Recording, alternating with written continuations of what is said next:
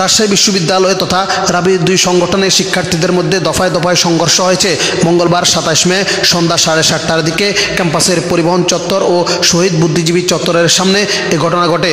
এতে দুই দলের প্রায় 4 জন আহত হয়েছেন। তাৎক্ষণিকভাবে তাদের নাম পরিচয় জানা যায়নি। প্রত্যক্ষদর্শীরা জানান, ক্যাম্পাসে শাহবাগ বিরোধী ছাত্র ঐক্যের বিক্ষোভ মিছিল হচ্ছিল।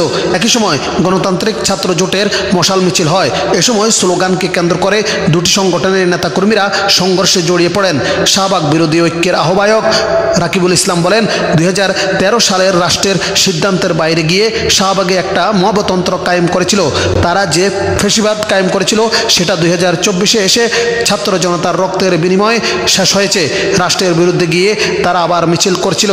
এজন্য আমরা শাহবাগ বিরোধীদের বিচারের দাবিতে বিক্ষোভ করছিলাম। আমাদের শান্তিপূর্ণ মিছিলে তারা পেছন থেকে মশাল নিয়ে হামলা চালায়।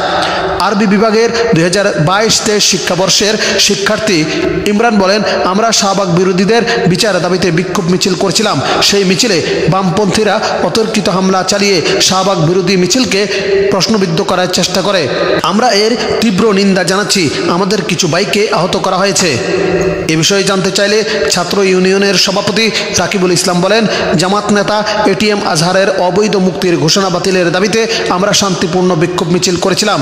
এ সময় শাহবাগ বিরোধী ছাত্র ঐক্যের নেতাকর্মীরা আমাদের উপর হামলা চালায়। সেখানে শিবিরের বিভিন্ন হলের নেতাকর্মী এবং শাখা শিবিরের নেতাকর্মীরাও উপস্থিত ছিলেন।